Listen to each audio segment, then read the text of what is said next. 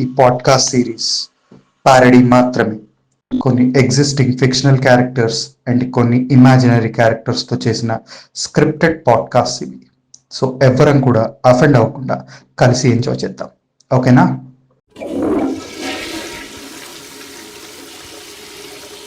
Welcome to nothing matters.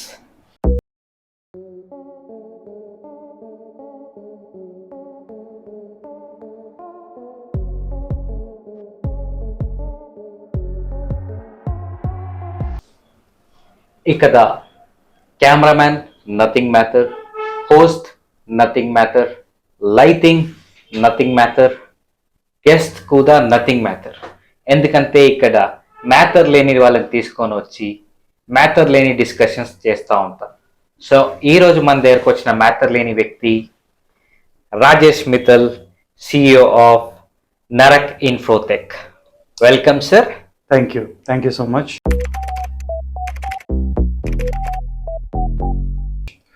Before we start, నేను రోజుకి 20 hours పని చేస్తాను. 2 hours, ఒక 1 hour తినడానికి, 1 hour వెళ్ళడానికి. ఓకే, సో నాకు ఇంకో 1 hour మీకు ఇచ్చాను. So please continue. సో మీకు తొందరగా అయిపోవాలని మాకు ముందే తెలుసు. అందుకే మీ దగ్గర ఏమేమి క్వశ్చన్స్ అడగాలో, ఏమేమి టాపిక్స్ గురించి మాట్లాడాలో మేము లిస్ట్ రాసుకొని వచ్చాం. ఈ లిస్ట్ ప్రకారమే అడుగుతాము. సో లెట్స్ స్టార్ట్ పాఫర్ గారు. సో మిత్తల్ గారు, మీరు ఇంత త్వరగా నరక్ ఇన్ఫోటెక్ సిఇఓ అయ్యారు, అది ఎలా పాసిబుల్ అయ్యింది? అంటే నా గొప్ప నేను చెప్పుకోవడం కాదు, కానీ నరక్ ఇన్ఫోటెక్ లో నేను జాయిన్ అయ్యి 4 ఏళ్ళు అవుతుంది.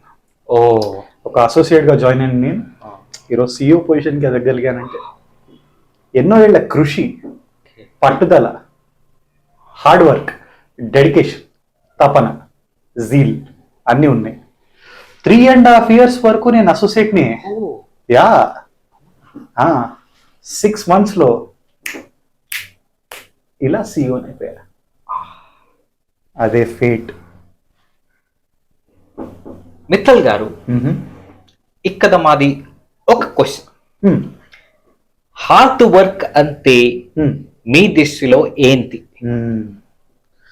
చాలా చక్కటి క్వశ్చన్ అడిగారు. ఇందాక నేను చెప్పాను కదా, నేను చాలా హార్డ్ వర్క్ చేశాను. అవునండి. 3.5 ఏళ్ళుగా అసోసియేటే ఉన్నాను. ఒక్క ప్రమోషన్ లేదు, ఏం లేదు. కానీ నా కష్టంకి ప్రతిఫలం ఇలా వారం రోజుల్లో దొరికింది. అది ఎలా అంది? చెప్తాను. 3 ఏళ్ళు అయిపోయాక నాకు ఆలోచన వచ్చింది, నేను ఎందుకు అవ్వట్లేదు, నేను ఎందుకు వెళ్ళట్లేదు. తర్వాత అర్థమైంది, ఓహో, నా మేనేజర్స్ గురించి నేను రీసెర్చ్ చేయాలి, నా టీమ్ లీడర్స్ గురించి నేను రీసెర్చ్ చేయాలి, నా బోర్డ్ మెంబర్స్ గురించి నేను రీసెర్చ్ చేయాలి, నా ముందర సిఇఓ మా గురు ఆయన గురించి నేను రీసెర్చ్ చేయాలి. రీసెర్చ్ చేయడానికి చేసి చేసి చేసి 6 నెలలు పట్టిందండి. 6 నెలలలో 6 నెలలు అయిపోయాక ఒకరోజు అందరి దగ్గరికి వెళ్ళి, నాయన ఇది నా గోడు, ఇది నా విన్నపం అని చెప్పి వాళ్ళకి కొన్ని చిత్రాలు చూపించి, కొన్ని వీడియోలు చూపిస్తే వాళ్ళు ప్రసన్నులు అయిపోయి నాకు సిఇఓ పోస్ట్ ఇచ్చేసారు. చిత్రాలంతే, పిక్చర్స్ అంతే ఏంటి మేమనుకుంటుందేనా? మీరేమనుకుంటున్నారో నాకు తెలియదండి. నేను చెప్పినవి చిత్రాలు, కొన్ని అందమైన చిత్రాలు నేను క్యాప్చర్ చేసినవి. నాకు ఫోటోగ్రఫీ అన్న, డైరెక్షన్ అన్న ఇంట్రెస్ట్. అర్థమైందండి మీరు ఏం చెప్తున్నారు. ప్రతి ఒక్కరు ఇదే స్కిల్ తో పనిచేస్తే పైకొస్తారు. ఎస్. సో మిత్తల్ గారు, సో లిస్ట్ ప్రకారం నేను కొన్ని క్వశ్చన్స్ అడుగుదాం అనుకుంటున్నాను. ప్లీజ్. దానికన్నా ముందు లింక్డ్ఇన్ లో కొన్ని కామెంట్స్ వచ్చాయి, దాని గురించి మీరేం చెప్తారు అన్నది నేను అడుగుతాను. Okay, sure. 1 second. Sorry, employee ఎవరో మెసేజ్ చేశారు. డెడికేషన్ తో వర్క్ చేస్తారు. Grand father passed away, want leave, come to office after body burning. Okay, please carry on. ఏం జరిగిందో మేము తెలుసుకోవచ్చా? ఇవన్నీ చిన్న చిన్నవి, అవన్నీ ఎప్పుడు రోజు ఉండేవి. సో LinkedIn లో కొన్ని కామెంట్స్ వచ్చాయి. Don't join this company, it's a toxic company with toxic work culture. Especially that's Rajesh Mittal. He is a hell of a toxic manager. Avoid working in this place. దీని గురించి మీరేమంటారు? అంటే అది అందులో రాసింది, అది నా పర్సనల్ కాదు. దాని గురించి మీరేమంటారు? నాకు అర్థమైందండి, నేను ఇస్తాగా answer. Toxic work culture, micro management, ఇవన్నీ ఆ ఫారెన్ పదాలండి, మన ఇండియన్ పదాలు కాదు. అఫ్ కోర్స్ మా కంపెనీకి ఫండ్స్ ఇచ్చేది వాళ్ళే, కానీ అక్కడ ఉన్న పద్ధతులు ఇక్కడ పెట్టలేమండి. ఏంటండి నేను అడిగింది ఏంటి? 24 గంటలు ఉన్నాయి, రోజుకి 70 గంటలు పనిచేయడం తప్ప ఎంప్లాయీస్ని చేస్తే కంపెనీకి ఎంత మేలు? కానీ నెలలో సాలరీ తీసుకుంటున్నారు కదా 8% కట్ తోటి. కానీ ఇక్కడ ఒక ప్రాబ్లం ఉంది కదండి. ఏంటది? రోజుకి ఉండేది 24 గంటలే, కానీ మీరు 70 గంటలు పనిచేయమంటున్నారు. ఆఫర్ గారు, మీరు కూడా ఇట్లా పొరబడితే ఎలాగండి? 24 గంటల్లో మీరు 70 గంటల అవుట్పుట్ తీసుకురావాలి, అది కదా ఛాలెంజ్ అంటే. ఓ అంతే, నేను ఇప్పుడు పప్పులో కాలేసాను. 24 గంటలు అంటే లిటరల్లీ 24 గంటలు కాదు, 24 గంటల్లో 70 గంటల అవుట్పుట్. ఒకవేళ మీకు 70 గంటలు కావట్లేదు అంటే ఉండండి, నేను ఉంటాను పక్కనే, ఇక్కడే పడుకోండి. అక్కడ షవర్ చేయడానికి ఉంది, మంచిగా చక్కగా క్యాఫెటీరియాలో బెంచెస్ ఉన్నాయి, దాని మీద పడుకోవచ్చు, ఇక్కడే తినచ్చు. సమోసా కేవలం 180 రూపాయలే ఒక సమోసా. ఇంత తక్కువకి ఎవరైనా సమోసాలు ఇస్తారండి? మీరు చెప్పండి వ్యూవర్స్, ఇస్తారా ఎవరన్నా? మేము ఇస్తున్నామండి. కాఫీ తాగండి, మీరు మగ్గులు మీరు తెచ్చుకోండి, కానీ కాఫీ తాగండి మా దగ్గర, మేము వద్దంటున్నామా? ఓహో అంతే, మీ ఆఫీస్ లో కాఫీ ఫ్రీగా దొరుకుతుంది అంటారు? ఎస్, ఫ్రీ కాఫీ ఎంప్లాయీస్కి ఇస్తున్నామండి మేము. ఇంతకంటే ఏం కావాలి ఒక ఎంప్లాయీకి? మీరు పని చేస్తే మీకే కదా డబ్బులు సేవింగ్. సో ఈ మధ్య కాఫీ తాగడం వల్ల, ఎక్స్ట్రా వర్క్ చేయడం వల్ల ఒక ఎంప్లాయీ హాస్పిటల్ పాలయ్యారని బయట టాక్. ఆఫర్ గారు, ఇది చాలా తప్పు. నేను పని చేయించడం వల్ల వాడు హాస్పిటలైజ్ అవ్వలేదు. వాడు చీటికి మాటికి అంటే రోజుకి 2 సార్లు 5 నిమిషాలు చొప్పున కిందకెళ్ళి సిగరెట్లు కాలుస్తున్నాడు. సిగరెట్లు కాలిస్తే హాస్పిటలైజ్ అవ్వడం కాక ఏమవుతుంది మీరు చెప్పండి? సో సిగరెట్లు తాగడం వల్ల అతని పాదయ్యి హాస్పిటల్ కి వెళ్ళారు డెఫినెట్ గా. కానీ అందరూ వర్క్ వల్ల అవుతున్నారు కాదు. ఆ రోజు చూడండి 2 అవర్స్ నేను ఇవ్వలేదా పర్మిషన్, హాస్పిటల్కి వెళ్ళి సర్జరీ చేయించుకుని మళ్ళీ వచ్చి వర్క్ చేశాడు. నేను ఇవ్వకపోతే, పర్మిషన్ ఇవ్వకపోతే వాడు హాస్పిటల్కి ఎలా వెళ్తాడు, సర్జరీ ఎలా చేయించుకోగలుగుతాడు? ఇది ఎవరు అర్థం చేసుకోరేంటండి? నాన్సెన్స్. అర్థమయ్యిందండి, అవన్నీ పుకార్లు, రూమర్స్ మాత్రమే. నేనంటే గిట్టర్ వాళ్ళు చేసేది. సో ఎంప్లాయీస్ అందరూ గుర్తు పెట్టుకోవాల్సింది ఏంటి అంటే, సిగరెట్లు తాగి ఆరోగ్యం పాడు చేసుకోకండి. బ్రేకుల్లో సిగరెట్లు తాగి టైం వేస్ట్, ఆరోగ్యం వేస్ట్ చేసుకోకూడదు. అది నేను చెప్పేది కాదు, సిఇఓ గారు చెప్పేది, మిత్తల్ గారు చెప్తున్నారు. సో మా తర్వాతి క్వశ్చన్, మొన్న మధ్యలో సమీర్ అనే ఒక ఎంప్లాయీ సూసైడ్ చేసుకోబోతుంటే మీరు ఆపారని కొంతమంది అంటారు, కొంతమంది మీ వల్లే సూసైడ్ చేసుకోబోతుంటే కేసు మీ మీద వస్తుందని ఆపారని కొంతమంది అంటారు. దీంట్లో ఏది నిజమో చెప్పండి. Flash back.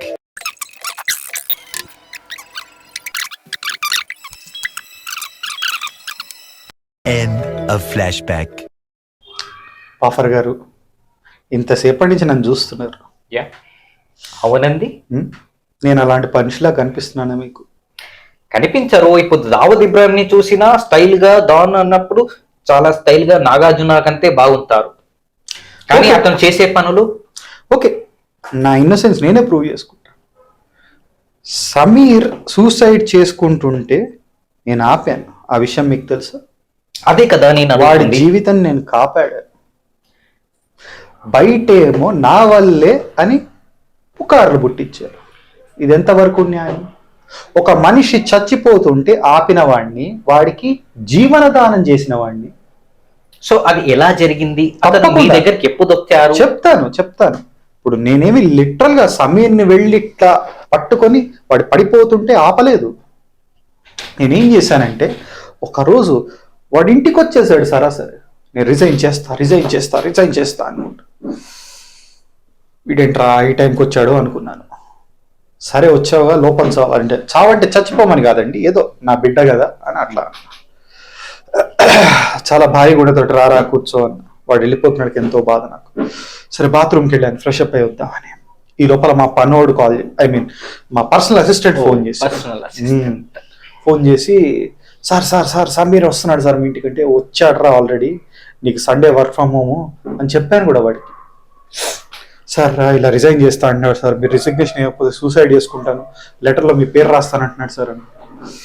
ఇది ఎక్కడ ప్రాబ్లం రా, ఇంత తండ్రిలాగా మందలించానే తప్ప ఎప్పుడు వాడిపైన ఒక మాట కూడా అనలేదే, తప్పుడు మాట. సరే వచ్చి కూర్చున్నాను, ఆలోచిస్తూనే ఉన్నాను మైండ్లో, వీడు చచ్చిపోతే ఆ కేసు మన పైనకు వస్తుందా, అంటే ఒక మంచి ఎంప్లాయీని కోల్పోతామే, సరే వీడు అడిగింది వాడికి ఇచ్చేద్దాం అని చెప్పి. వేరే కంపెనీలో అప్లై చేసావా అని అడిగాను. నాకు లోపల ఏంటంటే నేను 15,000 ఇస్తున్నాను, ఎవడన్నా వీడికి 45,000 to 50,000 ఇస్తాడా అని నాకు లోపల నుంచి మండిపోతుంది.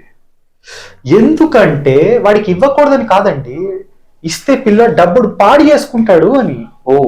డబ్బులతో దుబారా ఖర్చులు చేసి జులాయి విధవలాగా తయారవుతారని ఒక తండ్రి లాగా, ఒక పాకెట్ మనీ లాగా 15,000 పాకెట్ మనీ ఎవరు ఇస్తారు చెప్పండి? ఏ తండ్రి ఇస్తాడు? నేను ఇస్తున్నాను. ఓకే, ఎనీవే రిజైన్ చేస్తా అనగానే సరే ఆ ఫార్మాలిటీస్ నేను చూసుకుంటాను, ఏదో వాడి మనసు కాస్త శాంతిస్తుంది, చల్లబడుతుందని ఇవన్నీ నాకేం అర్థం కావు, నేను మిమ్మల్ని ఏదో టార్చర్ పెడుతూ ఉంటాను అని వాడి తృప్తి కోసం చెప్పానండి మాట వరుసకి. ఇప్పుడు చూడండి వాడు బతికిలేడు. సరే వీడు బయటికి వెళ్ళాడు, వాడు ఆనందంగా ఉంటాడు, నాకు అదే చాలా దూరం నుంచి చూసి కళ్ళు చెమర్చినా సరే వాడు బాగున్నాడు అని ఏడుకొండలు వాడిని కోరుకొని హాయిగా ఉంటాడు అని చెప్పి కోరుకోవడం తప్ప నాకు ఇంకేమీ వద్దండి, అంతే. కానీ మనం చూసుకుంటే ఒక అతను ఎవరో నాకు అనామినస్ గా మాకు వచ్చింది, మా ఛానల్ కి ఒక స్క్రీన్ షాట్ పంపారు. ఆ స్క్రీన్ షాట్ లో ఏముందంటే సమీర్ రాసిన ఒక కామెంట్ లింక్డ్ఇన్ లో, అది ఇప్పుడు లేదు.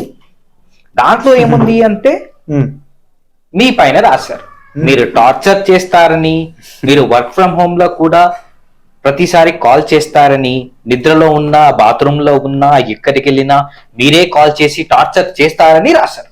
కానీ ఇప్పుడు అది లేదు, మాయమైపోయింది. అది ఎందుకు అంటారు? సమీర్తో నేను మాట్లాడాను కదా. కానీ దీనిలో ఇంకో కంప్లైంట్ కూడా ఉంది. చెప్తాను అదే కంప్లైంట్ ఏందో వినండి. చెప్పండి. సో ఆ కంప్లైంట్ లో ఏంటంటే మీకు లింక్డ్ఇన్ లో తెలిసిన వాళ్ళు ఉన్నారని, మీకోసమే ఆ కామెంట్ ని డిలీట్ చేశారని కంప్లైంట్. అది నేను చెప్పట్లేదు, కానీ కంప్లైంట్ ఉంది. అయ్యయ్య తప్పు. సమీర్ నాకు తెలుసు కదా, సమీర్కి వెళ్ళి వినయంగా విధేయతతోటి రిక్వెస్ట్ చేస్తే వాడు నా రిక్వెస్ట్ ని యాక్సెప్ట్ చేసి ఆ కమెంట్ డిలీట్ చేశాడు. ఇదంతా ఎప్పుడు రెసిగ్నేషన్ కి ముందు. తర్వాత నాన్న ఇది కదా పెట్టేసి, నాకు తెలుసండి కమెంట్ స్క్రీన్ షాట్ తీసి ఎవరు పంపించాడు, ఎవరు ఇదంతా చేసింది ఆ సుధాకర్ గాడే. ఓ, సుధాకర్ అంటే మీ కంపెనీలో పనిచేసిన? ఎస్, నేను వాడికంటే తర్వాత వచ్చానని వాడి కుళ్ళు. వాడు నాకంటే కంపెనీలో 2 ఏళ్ల సీనియర్.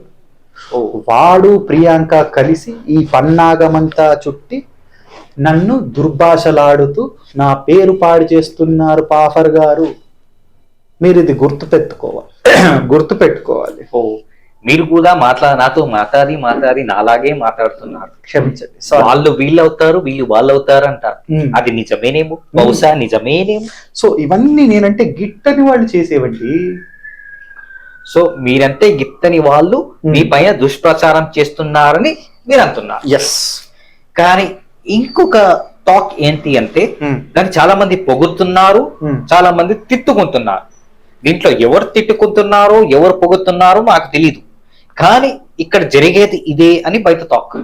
అది నిజమే, వాస్తవమే అని కూడా అంటున్నారు. అదేమిటంటే మీరు ఎక్కువ గంటలు పని చేపించుకుంటారని, అంటే ప్రతి కంపెనీ 9 గంటలే పని చేయమంటే మీరు మాత్రం 10 గంటలు పని చేయమంటారని, మళ్ళీ క్యాబులోనే రావాలని, ఇంటి పక్కనే ఉన్న 2 గంటల ముందే క్యాబ్ వచ్చి పికప్ చేసుకుంటుందని, 10 నిమిషాల్లో ఆఫీస్ లో దింపి ఆ ఎక్స్ట్రా 2 గంటలు కూడా పని చేపించుకుంటుందని బయట టాక్. అర్థమైంది. పాఫర్ గారు చెప్పండి. ఇదే కాలం, ఇది కలియుగం. కలికాలం, త్రేతాయుగం అది కాదు. ఓ, ఇది వేసవి కాలం. ఇది వేసవి కాలం, అందుకే మనకి ఒక చెమటలు పుడుతున్నాయి. తండ్రిగా ఒక బిడ్డలు ఎండలో వస్తుంటే నాకు ఎలా ఉంటుందండి? రాత్రైనా కానీ మన హైదరాబాద్ లో ఈ మధ్య ఉక్కపోతే ఉంటుంది. నా బిడ్డలు క్యాబ్ లో రాకూడదా? 1/2 కిలోమీటర్ పక్కన ఉన్నా సరే నేను డ్రైవర్ కి చెప్పి నువ్వు వాడిని క్యాబ్ లో కూర్చోబెట్టుకొని 2 గంటలంతా సిటీ అంతా చుట్టేసి రారా, ఈ లోపల ఏమైనా పెండింగ్ వర్క్ ఉంటే చేసుకుంటాడు బిడ్డ అని చెప్పడం తప్ప? నిన్నటి పెండింగ్ వర్క్ గురించి టీమ్ లీడర్ తిట్టకూడదు అని మీరు? అయ్యయ్యో, మా దానిలో నిన్నటి పెండింగ్ వర్క్ అంటూ ఏమీ ఉండదు. మళ్ళీ మీరు నాలాగే మాట్లాడతారు. సారీ, పెండింగ్ వర్క్ అంటూ ఏముండదు. ఈ రోజు పెండింగ్ వర్కే. ఇప్పుడు నేను చెప్పకపోతే మీరు 10 గంటలు అంటున్నారు, అవునా? 10 గంటల్లో గంట లంచ్కే పోయిందా? అవునండి. 2-5 నిమిషాలు బ్రేక్లు సిగరెట్లు తాగుతున్నారండి. ఇంకో 10 నిమిషాలు బాత్రూమ్కి వెళ్తారా? అవును. ఇంకో 10 నిమిషాలు అటు ఇటు చేసి లాగిన్ చేసి, ఒకటి 30 సెకండ్స్ లేట్ అవుతుంది లాగిన్ చేయడం, 60 సెకండ్స్ లేట్ అవుతుంది లాగౌట్ చేయడం, అవన్నీ కలుపుకొని ఇంకో 10 నిమిషాలు. అవునండి. గంటన్నర పోయిందా? అవునండి. మరి నేను ఏం చేస్తున్నాడు? ఒక బాధ్యత గల తండ్రి లాగా 8 గంటలు కూడా పని చేయనీయట్లేదండి నా స్టాఫ్ని. కేవలం 7.5 గంటలు మాత్రమే పని చేయిస్తున్నాను. ఒక 2 గంటల ముందర వస్తే 2 గంటలు ఎక్స్ట్రా పని చేసుకుంటాడు కదా. వెళ్లే ముందు పెండింగ్ వర్క్ ఉంటే చెప్పా కదా పెండింగ్ వర్క్ అని, వాడితో క్యాబ్ లో చేయించద్దా? ఏసీ వస్తుంది కదా, ఇంకేంటి? సో మొత్తానికి ఒక 1 వేలో మేమే కడుతున్నాం కదా క్యాబ్ ఫేర్. అవునండి. ఓన్లీ సెకండ్ వేలోనే కదా వాళ్ళ జీతం నుంచి కట్ చేసుకునేది.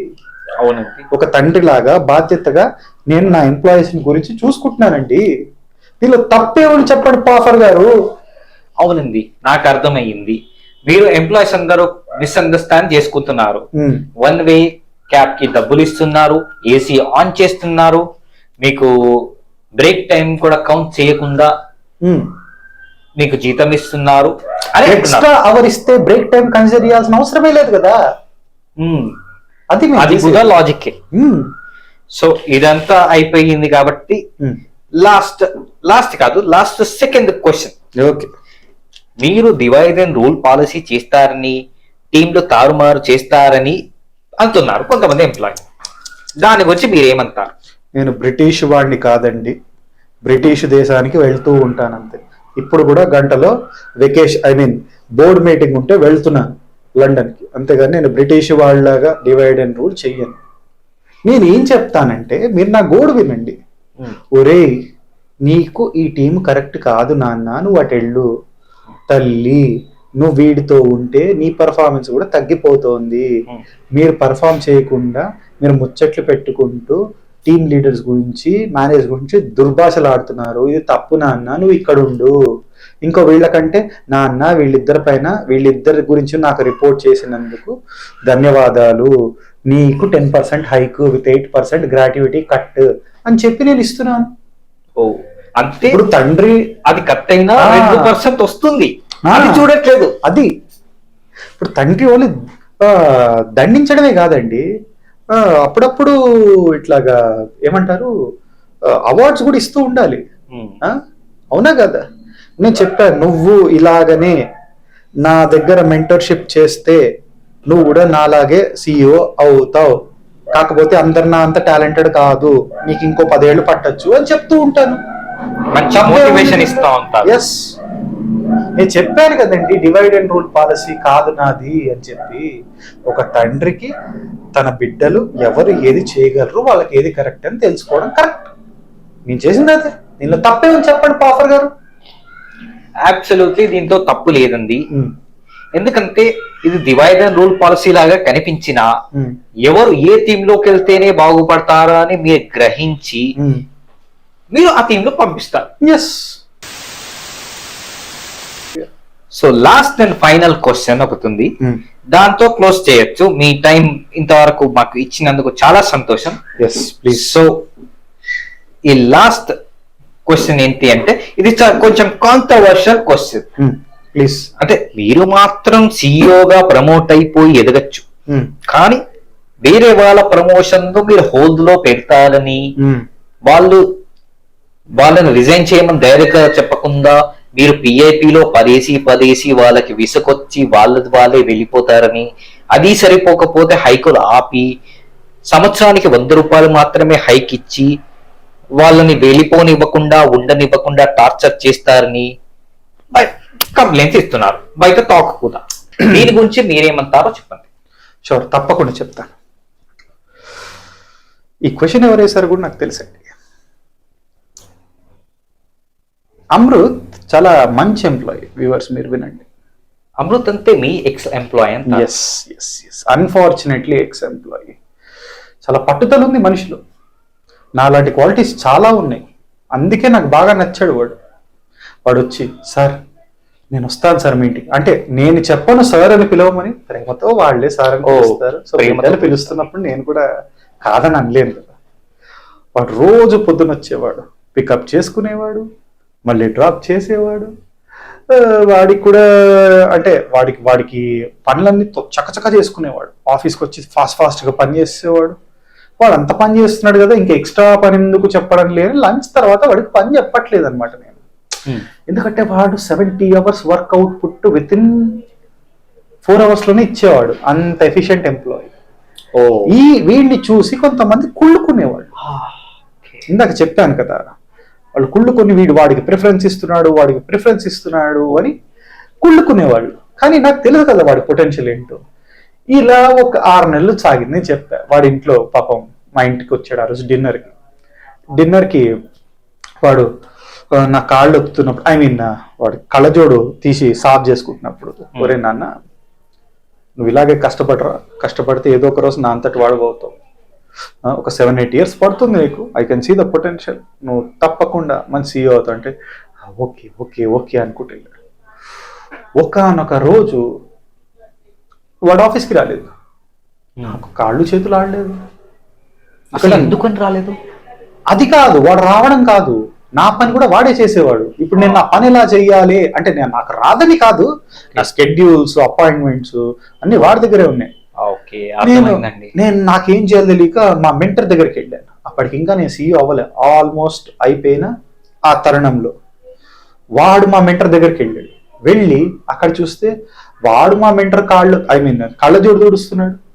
ఒరే ఏంట్రా ఆయన కళ్ళజోడు నువ్వెందుకు తుడుస్తున్నావురా, నీ కళ్ళజోడు నువ్వు తుడుచుకోవచ్చు కదా అంటే, లేదు సార్ పెద్ద సార్ రమ్మన్నారు ఇంటికి, నా గురించి ఏదో ఆలోచించారంట అంటే, అవునా అని చెప్పి, ఓకే నాన్న నువ్వు ఉండు అని చెప్పి, తర్వాత సార్ మీరు ఇటు రండి, నేను మా సార్ని సార్ అని పిలుస్తా, వీడు పెద్ద సార్ అని పిలుస్తాడు. వీడిని సార్ మీకు హైరార్కీ అర్థమవుతుంది కదా? అర్థమైందండి. తర్వాత అదే మర్యాద పూర్వకం ఆ సిఇఓ గారికి అప్పుడే ఆ చిత్రాలు చూపించడం జరిగినది.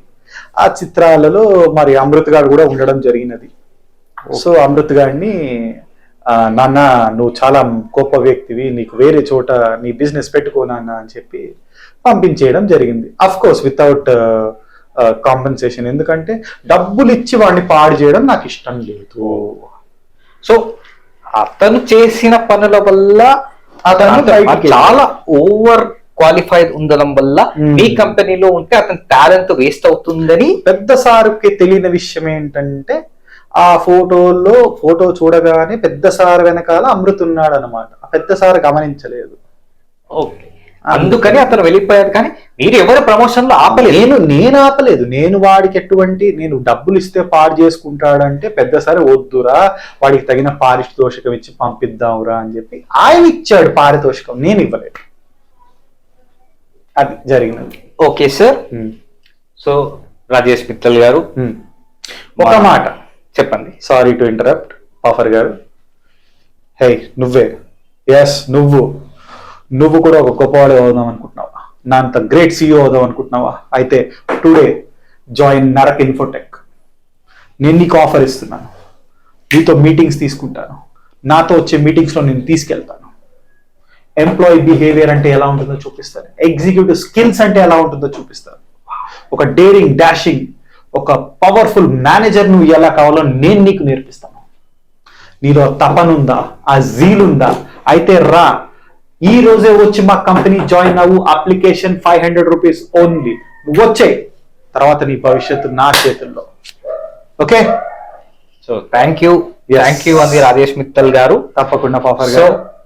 మన ఈ పాడ్కాస్ట్, ఈ ఇంటర్వ్యూ మీరు ఏమనుకుంటే అది. ఎందుకంటే పాడ్కాస్ట్ అంటే క్యాజువల్ గా మాట్లాడతాం, పెద్ద మనిషిని పిలిచి క్యాజువల్ గా మాట్లాడడం తప్పు, అందుకే ఫార్మల్ గా మాట్లాడతాం. కరెక్ట్. సో మీకు గనుక నచ్చితే, మీరు గనుక నరక్ ఇన్ఫోటెక్ లో జాయిన్ అవ్వాలి అనుకుంటే కామెంట్ చేయండి. మా ఛానల్ కి కూడా సబ్స్క్రైబ్ చేసుకోండి. ఎస్, అప్పుడప్పుడు నాకు నోరు తిరిగదండి, పర్వాలేదండి. సో మీరు కూడా మా సబ్స్క్రైబర్స్ కి సబ్స్క్రైబ్ చేసుకోమని అడగండి. తప్పకుండా. వ్యూవర్స్, మీరు గనక ఒక్క నిమిషం, సారీ, మెసేజ్ వచ్చింది, ఫోనే వచ్చింది ఒక్కసారి. హలో, మీ తాత చనిపోయిన తాత లేచాడా? నువ్వు ఆఫీస్ రారా ఫస్ట్, గంట వేస్ట్ చేసావు కదా, 2 hours పని చేయాలి ఈరోజు. Okay sir, bye. కాల్ వస్తుంది. సబ్స్క్రైబ్ యా చేసుకోమని. Okay bye. Okay bye.